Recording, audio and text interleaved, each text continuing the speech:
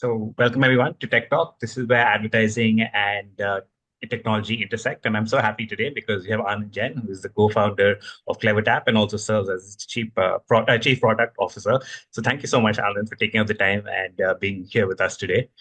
And let me do you have anything to say, or should I just jump in? No, I'm just happy to be here. Thank you, Shantanu, for giving this opportunity. And it's an absolute pleasure to be here. Right. And, of course, everyone in the community knows CleverTap. But if you could tell us, because, the last couple of years have been sort of tumultuous in many respects, whether geopolitically or technologically or whatever. So could you tell us about what CleverTap's growth story and trajectory has been in the last year or so, within India, of course, as well as abroad? Yeah. So we are a marketing automation platform that resides in the marketing technology broader space. What it basically means is we help consumer brands uh, personalize every single interaction with their consumers, right? Whether it's on the app, uh, so if you're browsing certain products or if you have launched brand's app, like you can see everything that's there in there, like that is personalized to you. Maybe the products that you came looking for, etc. That is targeted at your specific life cycle stage. Or whether it's an offline communication like push notifications or email, basically the goal is to communicate with the user in the most meaningful way, such that you can build a relationship with the brand, and then you can you increase the lifetime value of that particular user, right, through your brand, to form a deep connection, right? What CleverTap does, is provide this as a measurable outcome for the consumer brands that we work with, right? You Right. can go like look at every single user, like even if you have hundreds of millions of them, you can group them, you can interact with them, you can find out, what's the lifetime value of a particular customer, and grow that, right? So talking about the growth trajectory, not just for last year, I would say I would expand this a little bit. I think for products like CleverTap, where we unify all the different data silos, etc., there's a massive demand, right? Most of the consumer brands out there have some sort of a disconnected data, across the With life cycle silos. of the user, right? Like, Right. for example, the marketing team will go and buy a product that sends email, right? Product team Mhm. will go buy analytics products. The business intelligence team will buy something like a dashboard of sorts, like a Tableau or a Looker. Mhm. The CRM team, like the broader CRM team, will buy their own product, and so on and so forth, right? Which means your customer's journey is disconnected across multiple data silos. Right. So when we started CleverTap, that was the whole point. We said we'll unify all the data across different, departments of your company, if you will, Mhm. and make it useful for insights, make it useful for predictions, for both, propensity to purchase or propensity to churn kind of things, for recommendations, and so on and so forth, right? Ability to, like I said, meaningfully interact or reach out to the user. You've seen, the India has taken off, last 7, 8 years. There's a massive mobile boom. While we were Right. always mobile first, Mhm. not too many desktops in this country, but the Right. number of phones, has absolutely Yes. Yeah. exploded on the back of extremely cheap, 4G and data technology, right? Right. And that's a great thing, for a country like India, right? It levels the playing field for everyone, right? Whether you are in the urban environment or whether you're in rural place, whether you are, whether you speak English or you speak one of the regional languages, whether you are illiterate or not, different age groups. So it unifies, everyone gets access to the same products, same brands, same technology at Mhm. the fraction of a price. Of course, the proliferation of lower cost Android devices also has helped this boom. So Right. with more consumers getting onto this bandwagon, brands like CleverTap have benefited tremendously, because not just startups, but even from the banking sector, in the streaming apps, food delivery, retail, gaming, this our product, spans across all these verticals. Mhm. Right. And so, I'm curious because you mentioned how you sort of help brands engage with their customers. And so, specifically when it comes to consumer brands, can you talk about how they're evolving their approach? Because, of course, you have the capabilities and you're offering them. But, how are you making them realize that they need this to sort of figure out their user retention and engagement, especially when there's such a high churn within the app ecosystem itself? Correct. So, what we've seen is a shift from brands spending blindly on customer acquisition, Yeah. and into like more sustainable growth, right? I think the theme for the last 2, 3 years has been sustainable growth, Mm. right? Because what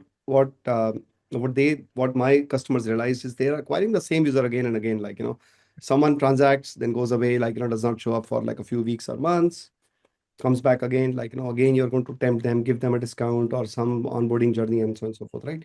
So the best way, what we've been preaching is customer lifetime value. That means you hold on to your existing customers. That's a lot more profitable, and it forces you to think instead of this one-time transactional relationship.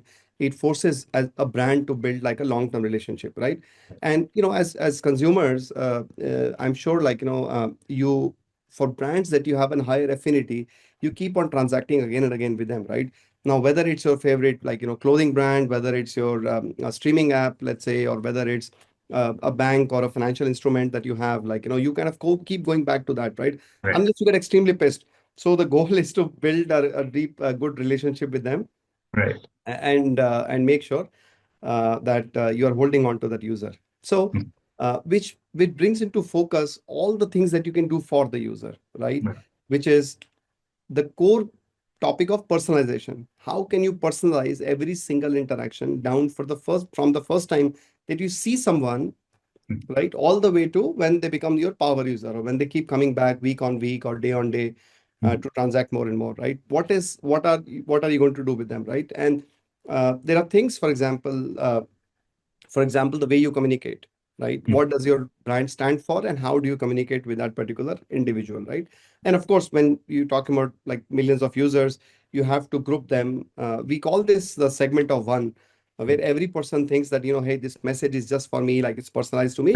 But Yeah. behind the scenes, the whole automation perspective is that you group people by their behavior, Right. by their life cycle stage, by their geography, by their propensity to transact, propensity to do XYZ, and then you can engage multiple users, right? So Right. it starts with communication. It starts with the products that they're going to see. It starts with the actually, at the core, it starts with the ability to predict, like, hey, is this person happy or not? Is this person going to come back or not? Like, so there's a heavy use of data Mm. technology, Right. through which you can do these things, and then you can personalize every communication. Right. And I'm so happy you brought up data, because now I have to ask you that question, which I have to ask everyone, which I'm sure is part of our KRAs as well as yours Yeah, now, in discussing artificial intelligence. And of course, because CleverTap is a MarTech thing and you are essentially tech-based, could you tell me a bit about how you're leveraging AI and your capabilities, and how you're sort of helping brands, figure out how to use AI effectively and not, just for the sake of putting AI in the name? Yeah, I think you nailed it. Like, I mean, we've always believed in leveraging AI to improve the personalization, and not do AI just for the sake of AI. Right. And, we've been, and just to give you a little background, like, Mm. about 12 years ago, when we started Mhm. CleverTab, when we founded the company, we realized the importance of data. And I said, like, the data is siloed and it's all over Mhm. the place. What if you could put all this data in one place? Right. And what if you could learn from this data about your own users, Mhm. right? So if you could do that, you can use this data for, like I said, insights and segmentation and personalization and all of that. But can you actually learn based on the user behavior, right? And apply AI to effectively communicate with them, Okay. right? Mhm. And to that effect, like, we've been launching multiple products, like, year over year for the last, I would say, 7 to 8 years, like, since we started, since we built the platform, and then we built the Right. product on top of that. So one of them is a product called Scribe, Mhm. that lets you, which is like an emotion based content generator. It helps you reach out to the users based on the emotion that you want to convey in your message. Yes. Okay. For Mhm. example, I mean, we know this in India, Zomato's marketing messages are very different than, say, like a bank's message, right? Yeah. Right. In one case, you have a little tongue-in-cheek wordplay messages. In the other case, a bank may try to say build trust with you, Mhm. right? Across all the stages of your life cycle. When you're new to the bank or when you're like, buying more products from the bank, they want to establish trust. So can you leverage emotions? And of course, every piece of content that we write, everything that we, whether it's an image or piece of text, like, it has to emotionally resonate with the Right. audience, right? Mhm. So can you do that, right? So that is one of the things that we have done, right?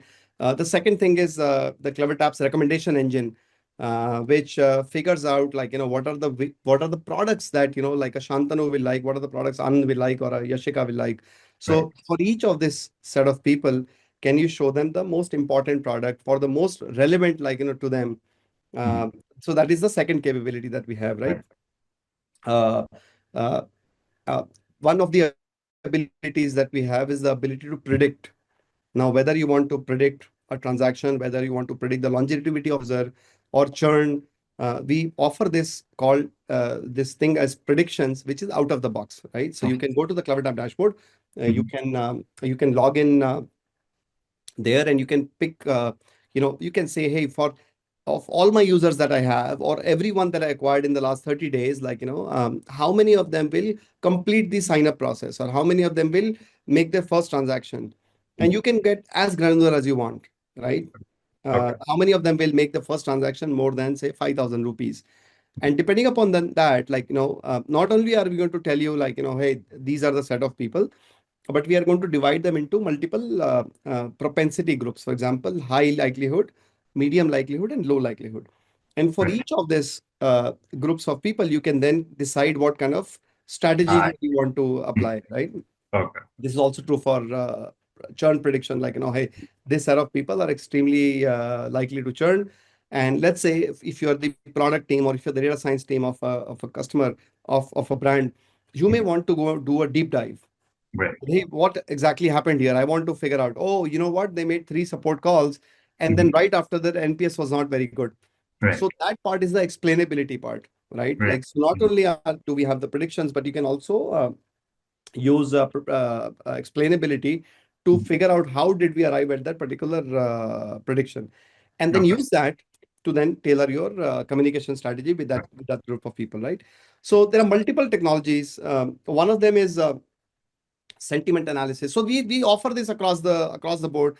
Mhm. I think the one thing that I want to talk about is the ability to perform experiments in CleverTap. For example, with Scribe, you can do content experiments. You can have different, let's say, 4 or 5 emotions. You can have different messaging, go out to different sets of users and see which one performs better, right? I see. Right. Within the platform itself, and Within then the platform, like say there is a group of people that you want to yeah. like reach out to, and you can experiment and you can do that. Right now, that is run through some technology we called as IntelliNode. So Okay. IntelliNode lets you perform this real time performance analysis, right? And it's actually a data science, if I can geek out for a second, like, Yeah. Of it's course. called multi-arm bandit implementation, Okay. where whichever performs more, it is going to start sending more and more users down that path. So if Nice. you are Okay. unsure, like, what is the right channel or what is the right message or how much should I wait, etc., you can simply put IntelliNode in there and then you can start, like, you can say, okay, CleverTap, why don't you take care of this? I Mhm. have all my messages in order. I have all my channels in order. I have all the rest of the stuff. And you figure out what is the most optimal path. And we'll throw different audiences in different buckets. And then, as they perform, as they convert, etc., we you can call this traffic shaping if you want to call it that. Like, Right. we can then start sending more and more people down that path.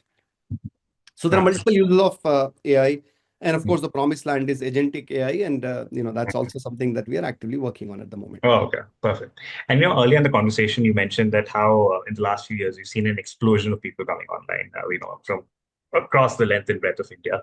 And as you rightly said, it's largely a mobile-first Correct. economy. So Correct. while we might be getting access to similar experiences and the same products and so on and so forth, the backgrounds of the users can vary quite a bit.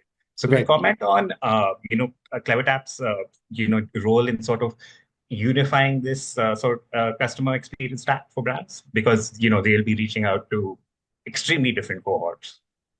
Correct. I think it, like in a mobile first place like India, like, where the customer data is siloed across different buckets, like, products like platform like CleverTap, like, brings it all together, right? Mhm. So that is one of the unifying factors for our customers, right? They can get actually a lot more than just than say for the team that signed up for it, right? Mhm. So most of my buyers, for example, are product teams. Like, they go buy CleverTap because there's a natural orientation of product teams to buy products like CleverTap, and use it to kind of aggregate all the customer, Right. like, put together all the customer data in one place, right? Mhm. Uh, now that you have the data in one place, you can also figure out, like, from that you can bubble out interesting segments of users, right? Depending upon the life cycle stage. So for example, there might be users you have acquired through an Instagram campaign, Right. and to track that cohort over a period of time, like this set of people that we acquired, like, we promised them like a certain product. Let us say, how was their behavior over a period of time, right? Let's say you showed an ad for a new product that you're launching. Let's say there's a new t-shirt that you've launched Yeah. recently, which is for, like, let's say the monsoon season, like, it's dry, quick dry or whatever, right? And that is the ad you showed, and then you acquired a bunch of users through that, and you can track the performance. Did they end up buying that product or not? Did they end up buying Right. the products or not? And so on and so forth, right? If you do not message these people, what happens to that? If you message these people, so extremely granular experimentation is what we do, right? And of course, we enable this across multiple channels, right? Whether you Right. want to send an RCS message, whether you want to do a WhatsApp, which is like a, RCS and WhatsApp is live Almost. these Yeah. days, Yeah. or push or email and so on and so forth, Right. right? Okay, great. And one final thing, because of course we've been talking so much about data and personalization. I'm curious because you've been in the game for a long time, and you've sort of like CleverTap has sort of helped inform this entire conversation about utilizing data to reach out to the right customers. But so where do you see the line being drawn between hyper personalization, which is very specific to you, to it becoming slightly creepy, for lack of a better word, where it becomes almost intrusive. So where do you see that line in the sand? Yeah, I think that line should not be crossed. Like, we when we started CleverTap, it was founded on the principles of privacy, user consent, ethics, like, and nothing funny, because as we are also consumers, right? And we don't want anything funny to happen to our data. Mhm. When we interact with a brand, the core premise of that is high trust, Right. right? If you are my bank, or if you are my food delivery, app, or if you're my streaming app, I expect you, when I give you my consent, is for you to use my data in the most ethical way, right? In a privacy first way. Mhm. So, that is how we started, Mhm. because that happens in the real world. Like, the Right. grocery that you shop with is not sharing your number, phone number, and all this with other people, right, in the Mhm. neighborhood. Right. Neither is your physical bank. Like, Right. if you were to go Yeah. to a physical, walk into a Mhm. bank branch, they are not going to, like, Yeah. share your number. So can we um, can we can we mimic that in the digital world, right? Right. That's yeah. Uh, Correct. And Yeah. and this is backed by, like, an extremely strong, like I said, consent management system framework, rather, which Mhm. lets our customers, like, get users consent for every single granular piece of communication that they do, right? Hey, are you okay to receive WhatsApp messages or push notifications? Right. Or do you want to receive marketing newsletters or only transactional information? Right. And so on and so forth, right? So Mhm. my customers leverage both first party data, their own customers Yeah. data, like, in a very transparent manner, as well as zero party information, Right. which means that, like, in the course of accessing an app or going on a website, Yeah. you may be asked more information about your own self, right? Yeah. Say, for example, the language you wish to communicate with, like, like Right. most of this happens when you first time launch an app. Right. Hey, English or Hindi or Gujarati or some other language, right? And Right. depending upon what you've chosen, that becomes zero party information, because that Mhm. comes, like, there's an additional thing, Right. or a family of four, or whatever is required by the brand to serve you better, Right. right? And from the very beginning, because this is such a sensitive topic, right? Yeah. We were GDPR compliant, we comply Yeah. with CCPA, HIPAA compliant. We also, the newest one, in DPDP Act, Yeah. in India, we are compliant about that, and we continuously educate our customers on what are the best practices, Right. right? Mhm. This is the foundation, and this is one of those non-negotiables. Like, you cannot cross the boundary. So Yeah. personalization has to feel normal and natural, right? It cannot overstep. into creepiness, Right. right? Yeah. So that is the philosophy through which we Oh, follow this. understood. Yeah. Perfect. Thank you so much. This was such a lovely conversation, and I'm so sorry. I shall be bothering you quite frequently after this. I shall. I know, happy to be your sounding board for anything, No, any questions no, that no, you. this is fantastic. Thank you so much. And yeah, I look forward to connecting with you more in the future. Hey, thank you, Shantanu. It was a pleasure talking to you. Thank Thank you you. for doing this. Thank you, Ashika.